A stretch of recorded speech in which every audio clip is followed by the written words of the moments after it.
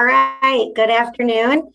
Thank you for being here today on our weekly live YouTube panels here with Alignment Rockford. I am Jessica Hayes. I'm the Work-Based Learning Coordinator with Alignment Rockford. And with me today, I have Dr. Gina Braun. She is the Director of Special Education and Assistant Professor at Rockford University.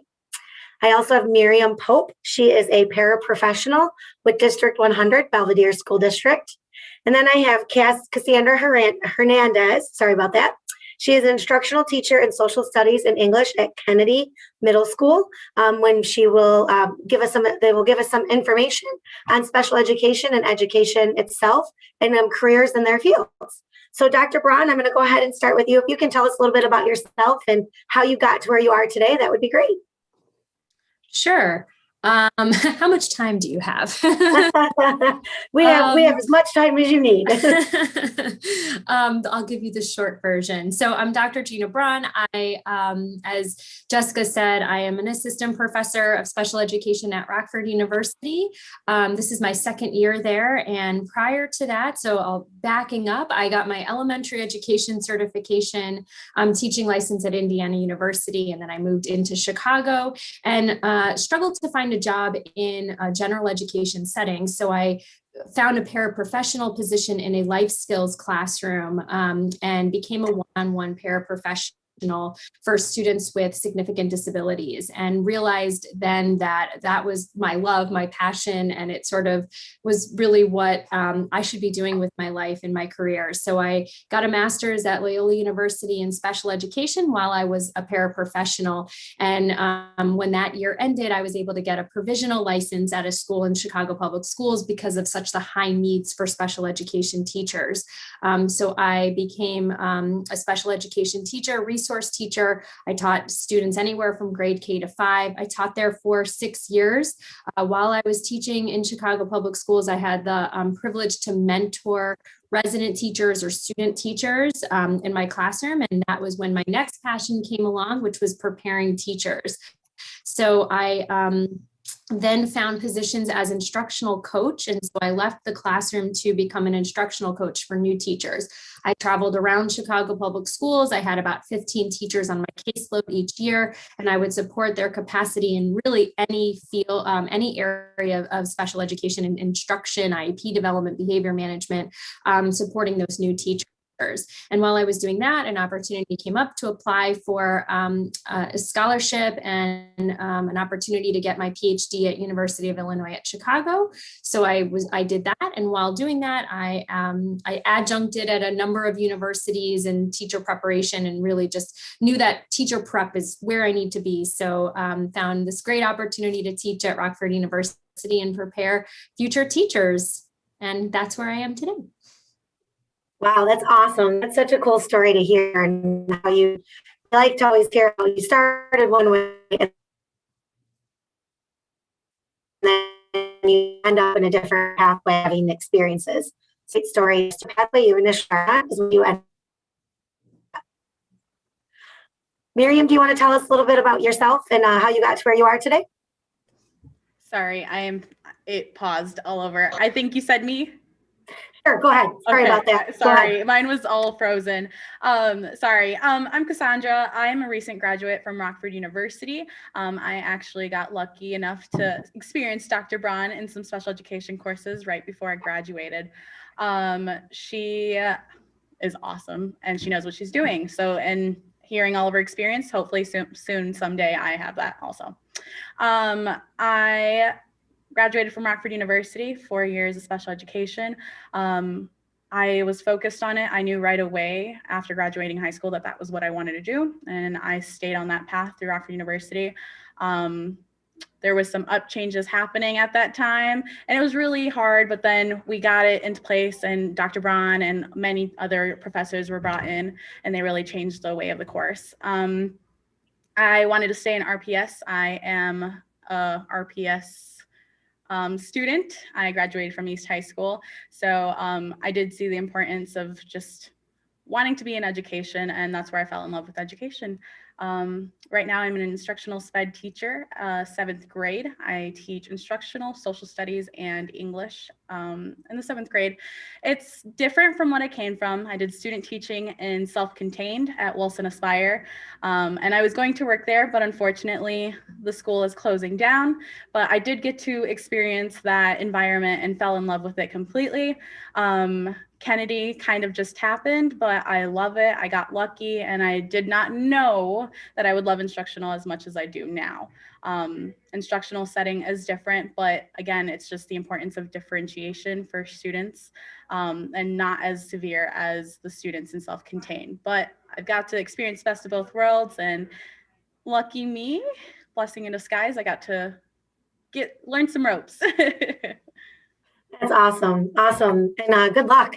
We can't wait to hear next steps on what you want to do from here and then where you want to go. So Miriam, do you want to give us a little bit about yourself and how you ended up where you're at today? So my background's a little bit similar because I'm an instructional paraprofessional right now, but I was in the self-contained unit as well. So there's definitely different things in both of them, but the experience definitely is so much more when you get a variety of tasting what special ed is all about. But anyway, as you know, my accent's a little bit different from everybody on the panel, and I'm actually not from America. I'm from Northern Ireland, and so I got my arts degree, fine and applied arts degree in Belfast, University of Ulster. And of course, I really didn't have a clue what I was doing then. And also, I also have something called a disability, so which I like to call it my ability instead. So that was pretty much because the way education is kind of set up, that was the only thing that I really felt like I was able to do, because all the other core kind of educational classes didn't have the accommodations, or wasn't even aware that I had my ability at that time. So I kind of had a passion for art, and I went and did that. 21 years ago, I've been in America now, and I have 2 kids. One of them actually has autism level 1. And so a lot of having him has brought me to the special ed career that I have right now. 7 years ago, I got a position at Belvidere Central Middle School, and in a self-contained unit. My first position, which was very eye-opening, but then having to deal with stuff at home definitely set me up for success in that room. And so after 7 years, I really had to start thinking about a career path, because my ability started really getting in the way. I wasn't able to hear much anymore. It started to go from severe to profound. So I either had to kind of leave my job or get some cochlear implants. I got my implants, and now Dr. Braun was one of my teachers, and I'm at Rockford University getting my teacher's license. So really, it's that's kind of been, it's not been like a normal pathway at all that you would expect. I'm kind of a late bloomer, but I'm passionate about the special ed, and I'm so excited about my future and what it has. And I love special education. So that's awesome. That's a great story, and thank you for sharing that with us. I think it's, you know, whether you decide at 16, 17, or 25, 35, whatever that is, it's to find your passion, to find your why, and what you really want to do, and be passionate about that. And you can find work that is your passion. So thank you for sharing that. So I guess that kind of leads me into my next question, and I'll start with you, Miriam, because you were kind of alluding to it a little bit, but what excites you about this job? What excites you about going to work every day? So I think one of my major things is that, number one, when I used to have a difficult time with my son, he was in the self-contained unit, the special ed teacher said to me, I'm stressful, like crazy controlling mom is like, always messaging it, was he all right, was he good behavior and stuff, and she'd go, you know what, he did great. We just have to find his language. People just had to figure out what his language was. And from that day on, that completely stuck. And that has been kind of my motto, is to find their language, because it gives so much hope as a mom. It gives so much hope as a teacher as well, and as a paraprofessional. So now my biggest excitement is when I go to work and I find somebody's language. We're in such a verbal world, and it's so mainstream verbally that we forget that there's so much other communication out there than just words. And so whenever I feel like somebody just hasn't communicated something in a normal way, and I find that, it's like, I've done my job today. It's great. And for an example, one of them is like for art, helping one of the nonverbal autistic kiddos in our life skills class. Doesn't speak at all, struggles really very much with verbal communication. So it's very hard sometimes for him to communicate the way he wants. But I can tell you, the stuff that he produces with in clay and a paintbrush and colors is like, it brings me to my tears, just the expression and the communication that he uses. So when I see a form of communication like that, or I know what a kid is talking about without saying nothing, that means I've done my job. And that's what's special about coming to work every day. So. Wow, that gives me goosebumps. That's really cool to hear. I think that's really exciting. And I've never heard of it in that perspective of their language. And I think that's just an interesting way, and a different way to learn from someone in their language. So thank you. That's a really great story. Dr. Braun, do you want to follow up with that and let us know what excites you about going into work every day?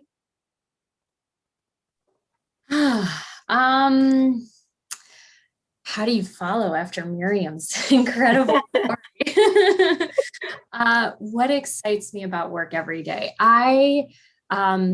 As I said, I was led to teacher preparation, and I absolutely love working with my adult students now. And, Cassie and Miriam being two of them, though I miss Cassie, and I haven't had Miriam in a semester. I miss her too. It's just working with educators or future educators who are so passionate about finding ways to support students. And every single one of my students has a story, and I love hearing their stories, and I love getting to know what makes them excited about teaching, and using their stories and their passions to excite them more and get them excited about learning. That's what gives me motivation to go to work every day. Building those relationships, and I really do feel like they become family. This semester, my first group of students are larger sort of group are graduating, and they all chose we have different graduation times, and they all chose the same time so we could all be together and celebrate together. And I told them I don't want them to leave. I want them to come back. I want them to find more courses to take so they don't leave me. And so, and then what comes next is even great when I get to go into their classrooms. Last night, I had a meeting with a student and I asked him, when you graduate, I want you to come back and he's a master's student. I want you to come back and adjunct for me. So, keeping the cycle going and those relationships going and coming into classrooms, going into their classrooms and seeing the impact that they're making on their future students. All of that really just drives me every day and gets me excited to be in the classroom with them. You can definitely hear the passion from all three of you on education and especially in special ed. That's just, giving me goosebumps hearing the stories and how much passion you guys have for what you do. And that's ultimately, the key to success and being employed is finding what's your passion and what makes you want to succeed every day. Cassie, do you want to give us a little bit about what excites you about your work every day? Oh yeah, I don't know how to follow up. Hearing Miriam and her experience, it really just I just started thinking about a ton of memories, a ton of experiences I've had like her. It's just like the light bulb moment that turns on. And I realized with special ed is you have so many of those experiences all the time. With these students in this group and this population, it's never ending. They'll do the smallest thing that you just have not seen yet on Monday and then do another thing on Thursday. And every time it's just as exciting as it was the first time. It's a very rewarding, exciting job. It's a great profession. You really have to be meant for it though. The patience is key. Yeah, I think it's all exciting. I'm a very vocal empath. And when I came into Selfcontained in the beginning, I realized I need to talk less. Sometimes you just got to talk less and you have to really try new things because with these students, not the same thing is going to work with every student. You really have to dig deep and figure out what works best for the small group individually. And a lot of the times words is not it. They're just not it. So it's a playing field. You are trying things consistently, and there's never really an agenda. Something can switch right away, and you just got to go with it. And it's super exciting because it's like a roller coaster because you have no idea what you're going into. But yeah, it's exciting. I'm a first-year teacher, but I feel like I've had many of those experiences already that Miriam is describing, and I don't think it's going to stop.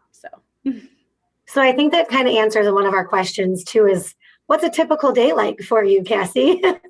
Is there a typical day? I mean, is it pretty much like every day you go in and you're like, I'm going to start my day, and then it just completely goes to the other side? In special education, it's great to have a schedule, but a lot of times that schedule steers 5 ways throughout the hour. So yes, structure is amazing with this population, but unfortunately, a lot of things happen. There's different instances that we're not prepared for all the time, and you have to know how to react and just accept it and go with it. I don't always know what I'm walking into, especially I came from Selfcontained and all of a sudden I was thrown into Instructional and I didn't know what to expect, but here I am. We're going through it, and every day is a work in progress, and we just are figuring out different ways to cope and just give the best academic education that we can in class, and also social emotional. I cannot say the importance of social emotional learning and just building with these students. It's just incredible. I love academics, but I'm here for the social emotional. Yeah, and I think, we've all seen through COVID how truly important that social emotional is for students of all age. And, it's very important to stay engaged and making sure that part is, good for students just as much as their academics are. Dr. Braun, do you want to tell us maybe a project that you've worked on in the past, or maybe a current project you're working on that really, I guess, made you even more excited about this career field? Sure. You probably can't narrow it down just to one, but maybe one that was like the most exciting thing you've done in your career. Well, I think, what has made me who I am today as a faculty member is the scholarship that I received, because and it sort of is a project. So I received a scholarship through the National Center for Learning and Intensive Intervention, or National Center for Intensive Intervention. And we were the National Center for Learning Intensive Intervention sort of cohort. And we worked with faculty and universities across the country. There were 7 universities, and the amount of projects and work that we got to do together to really sort of be at the forefront of this new research of intensive intervention. And what that really is looking at is sort of all these things that, Cassie and Miriam are talking about, that each student is an individual and each student has very specific needs. And it's hard to sort of put them in boxes and generalize instruction. And so all the work that I did with NCLII was really thinking about frameworks for supporting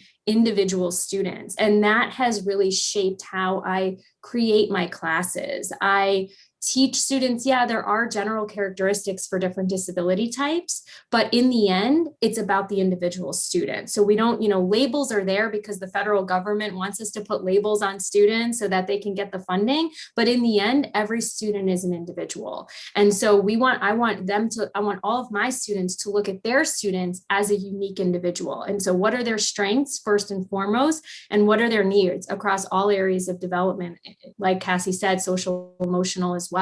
And what what kind of sort of individual package can you put together to support that student?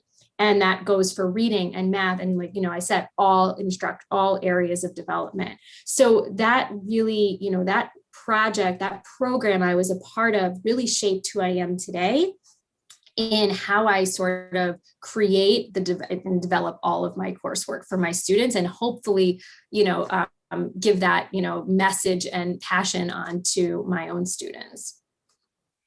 Awesome. Thank you. That's awesome. That's really cool. I mean, everything we're talking about today, we could probably go on and on, because it's just really exciting, the work that you guys do, and really exciting to hear the passion and stories. Miriam, do you want to give us a little bit about, we kind of talked about this a little bit already, but one of the questions we have in a lot of our different career fields is, do you work a lot individually, or do you work more as a team? Hearing some of these conversations across this panel already, it sounds like it's a very much a team effort. Do you want to tell us a little bit about that, and especially coming from the paraprofessional side? Yeah, so when you come into kind of the paraprofessional role, you will notice there is a lot of different groupings of the roles. So there will be one-on-ones, which take care of just an individual student. There will be like an instructional classroom aid, which is what I do right now. And it's a very small kind of classroom, and with a teacher in it. And so I'm just kind of like an extension of the teacher to kind of help the students. Then you've got the self-contained unit, which is more for the emotional behaviors. So there is a lot of different kind of roles. So being one-on-one, you tend to like work far more individually. You rely on the IEP quite a lot, versus being in a classroom where you rely on the IEP or the 504 plan for the kiddo, but you're also working very closely with the special ed teacher that is also in the room, and the other general ed teachers outside the room when the kids go into the other classrooms. So it definitely is, no matter what type of position, there definitely is a team behind making decisions for the kiddos. But I love working as a team and coming up with ideas to kind of help the kids. I love being a paraprofessional. I'm really kind of sad the thought of getting a teacher's license because I think I get the best. I feel like maybe I'm like in a grandma role where grandma gives back the child sometimes, but I just love, because I have the first contact with the student. And I'm the one that communicates all the things that the teacher does. I sit with the student, I hear the stories. A lot of times I get all the coloring pictures and to Mrs. Pope, I love you. And it just makes my day. So I do love being a paraprofessional, and I will really miss it whenever. But then again, that means that I will have highly respectful views of the people that are actually working in those positions too. So yeah. Awesome. That's awesome. And good luck on the teaching license. And the last question I have, and there's one thing I want to just kind of ask you, and this can come from any one of you, just so people that are watching this panel, can you explain to us, one, an IEP, just so they understand what that is, and two, what the difference is between when you're talking self-contained versus instructional, just so the students that are watching this have some knowledge of what those differences are, and it just if in case we get any of those questions. Any one of you can take that. It's up to you who wants to take that on, but just a little bit kind of explanations when we're talking those terms. I feel like it's important for them to understand what those terms are. I can speak on behalf of the IEP. I've done a lot of those this year. So IEP stands for Individualized Education Plan. So when a student is labeled special ed, there are many labels that you can put it under, but they do need a new annual review plan. So this plan just specifies their strengths, their struggles, where they are academically, grade level, how they're scoring based on district-wide assessments. So for middle school, MAP assessments, IAR. There's different assessments that go from grade level to high school.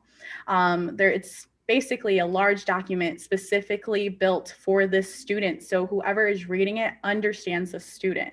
They are very helpful, especially when you have a student who transfers from, say, Chicago to Rockford. IEPs are going to look a lot different, but we also don't know this new student. He's coming from a brand new district. This is what my go-to is to understand the student, to have a little bit of background knowledge. IEPs can be very long and specific, but they're there for a reason. Within that IEP, you also have accommodations and modifications. These are the accommodations that your student needs to succeed in the environment.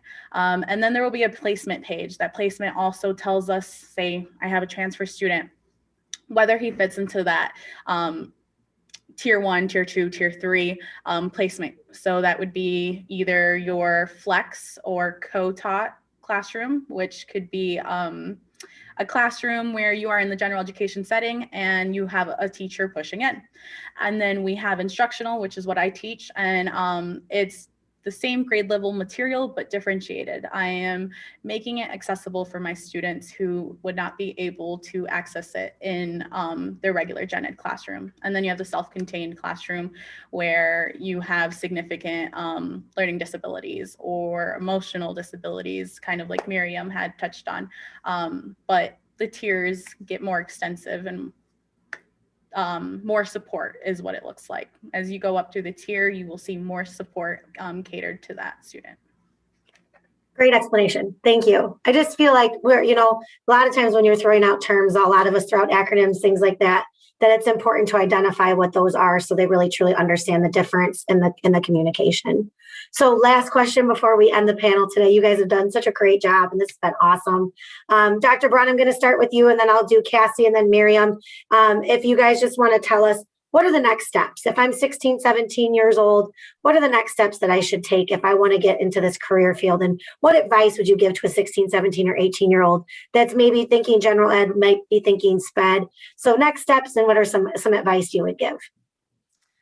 I think a paraprofessional role is a great first step if that's what somebody, if you're not necessarily sure if you want to be a teacher or you want to be a special education teacher, you can go to school, you can get a paraprofessional position while you're in school. And so actually what you're learning in school is sort of really relevant to what you're practicing in the classroom. It's really nice to go hand in hand like that.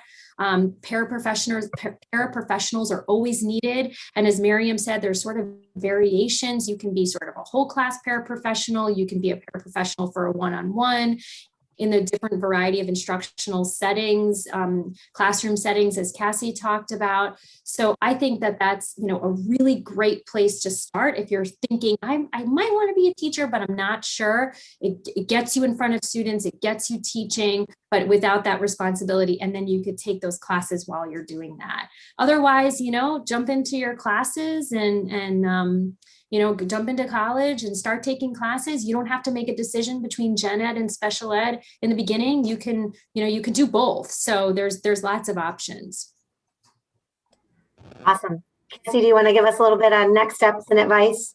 Yeah, my biggest advice is observe and volunteer. If you are thinking you're interested, ask a teacher in your school to observe. I'm sure they will love it. Students love it, and you'll probably love it. You just don't know it, so you got to try it. So observe, volunteer. I volunteered for a while at Wilson before I started student teaching there. So it helped me in the long run, but it also made me realize what I really wanted to do. And ask questions. And there are plenty of scholarships out there for special education teachers. Look into it, do some research. You won't be surprised. We definitely need more teachers and who want to do it. So yes, many options. Awesome. Thank you. Miriam? I'm the same with Cassandra. I am like a big advocate for talking to if you're in school right now, talk to your assistant principal, talk to the principal. They all have connections. What would they be looking for in a paraprofessional or a teacher role? Ask them, what would be the next step? Do you know anybody in the district that have any connections whatsoever? And as Cassandra said, to volunteer. There's been quite a lot of students that had volunteered in the middle school where I work, and their foot is right in the door. So, and there was actually 2 students that were previously from middle school that actually have positions now in the middle school. So it really helps to have connections.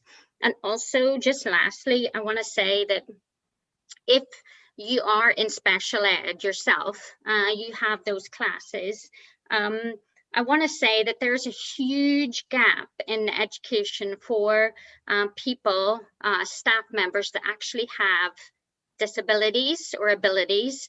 We need people that understand these kiddos. We need people that have the experience of what it's like. Just to talk their language too. And so if you are in a special education right now, we need you pretty much. The kids need you. Neurotypical people don't understand the stuff that we go through. So it's really, really important. There is a spot for you and you are needed in society. So get out there and start helping those that are exactly the same as you. So, yeah. Wow. You guys are that gives me the goosebumps. I think you guys are it's truly amazing to hear your stories, and thank you for everything you've said. And I'm sorry, thank you, Jordan, for joining us too. Jordan is the academy coach at Rockford for the special ed students. I forgot to introduce her at the beginning, and thank you for joining us today too, Jordan. Do you have any questions that you would want to ask the panelists before we end today? We didn't get any questions from the students, but I just have to say, as you ladies were talking, I can very much relate. I myself was in the instructional classroom and a self-contained classroom, and then I've also worked with our transition program in the district, which is our 18 to 22-year-olds, getting them job experience out in the community. So I've experienced a lot of the same avenues as you guys, and I think we might have kind of skipped over the difference between instructional and self-contained. So just kind of a snippet of what that is for students listening. Self-contained is more of our students with significant disabilities, more intellectually disabled. So we might have a 16-year-old, but they might be functioning more at like an elementary grade level. And our instructional level students are more so mainstreamed within our regular ed classes, but they might have more of a learning disability and just need a few accommodations or modifications within that classroom. But to kind of tag off of what the other women were saying here, I just want to say I personally went into college not knowing what I wanted to do. And so just getting involved helped me tremendously when it came to making that decision. I went in there just kind of getting my gen eds when I first started off in college, and I just started joining different groups. I had a buddy club where we were paired with adult individuals with disabilities, and we did different activities with them, took them out to restaurants, to the mall, did different things with them every month. And then I got involved with Special Olympics and just getting involved in the community, whether you look at maybe getting a job with the park district. They have a therapeutic recreation program. That might be a good place to start as a high school student to kind of get your feet wet and get that exposure with individuals with disabilities to see if maybe this is a path I want to pursue. So I think you ladies have done a fabulous job with kind of giving a description of what a day-to-day looks like. I personally know from experience, no 2 days in the classroom were ever the same, but that's what made it exciting. So I thank you guys again for taking time out of your day to sit with us and talk with these students. We are at our time, so thank you so much, you guys all, for being here today and joining me. I really appreciate it. And we'll be in touch again soon. And if any students do come up with questions, is it okay if we reach out to each one of you individually if need be? Awesome. You guys are the best. Thank you so much for the time. I really appreciate it.